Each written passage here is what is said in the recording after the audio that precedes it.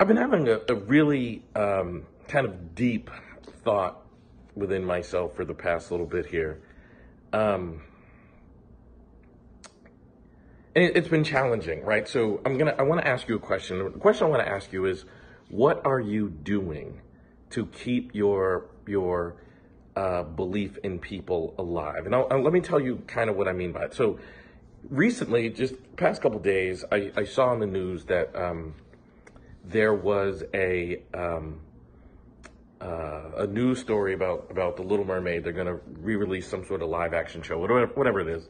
And the lead character they had chosen was a brown-skinned woman, and a bunch of people were just completely up in arms about it. And the way I found out about this, I mean, I don't care who plays Little Mermaid. That stuff is so far off my radar, I can't even tell you. But I logged on to Facebook, and one of the most vile, disgusting memes I've ever seen with Ariel being depicted with stereotypically exaggerated African-American features propped up on a watermelon instead of a seashell. And I was appalled. And if I can be honest with you, this is not new or unique. I've been this appalled before, and I've been this appalled recently. And I feel my kind of belief in people and humanity taking a hit. Like I can feel it. You know, I struggle with it, given some of the things that have happened in recent times. But it's really important to me that I counterbalance that, and that I sit and remember, you know, that the good pieces, because social media might make those negative interactions more in my face and even louder. It doesn't mean that they are, that those people outnumber the goodness. And it doesn't mean that human beings inherently are not good or certainly not capable of good. And it doesn't mean that that's not the best of people. And the reason why I think this is so important is because if you're going to practice psychotherapy, if you're going to be a solution-focused brief therapist in particularly, like, you really have to believe that people are inherently good, capable of change, and desirous of being their better selves. That's a really important thing. So that's why I want to ask you, let's go, what do you do to hold on to that belief when the world throws all of these negative things at you to try and convince you that human beings are something other than good? I think I want to share this because I think people, I mean, I get emails and messages all the time, and I think people just think I walk around with this naturally positive, optimistic nature and way of going about myself. And the truth is, you know, I'm good friends with a guy named Bill O'Hanlon who has described me as psychopathically optimistic. And, you know, it's true. I'm very proud of that, actually.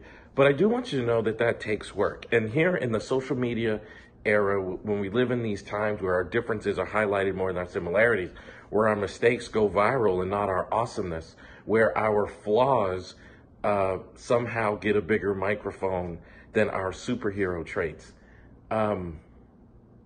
You know, I've been kicked in the stomach by some of these things. I mean, as I record this now, I get this, like, feeling in the pit of my stomach. But I spend my day just thinking about all the wonderful people that I've met throughout my work, and all of the people who have allowed me the pleasure of being their therapist and being present as they work to change their lives and overcome their flaws and become their better selves. And I sit and purposely seek out the amazingness that human beings are. I actually keep a folder of all of the wonderful emails and supportive interactions that people have sent me. And it's time like this that I go read them, and it reminds me that the human spirit is good and worth fighting for. And in doing so, that I have a responsibility to make sure that I work and keep my mindset one of belief and positivity, so that I am much more in a position to do this work and make a difference in people's lives. Because the moment I lose my belief in people, then I lose my ability to be effective at asking people questions that'll lead towards change.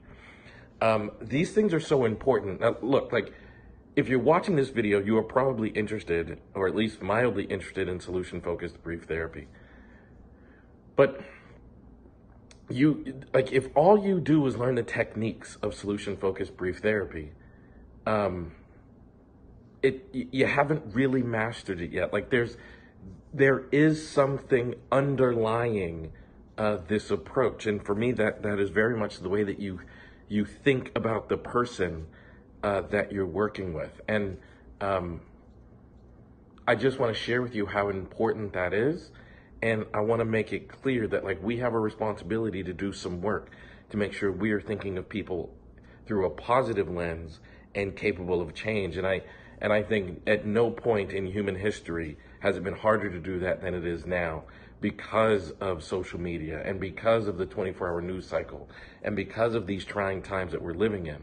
But I think that makes it more important that we think of ourselves and think of humans and think of change through this particular lens, not less. Just because it's harder doesn't mean we shouldn't do it. In fact, I think we should take that challenge on and do this work. So thank you for allowing me to share this. Like, I really think this is important. So again, my question, or in fact my challenge to you, is to do something routinely, habitually, when you feel your spirit taking a hit, to do something to lift yourself back up, and to do something to make sure you are always thinking of people through the proper frame.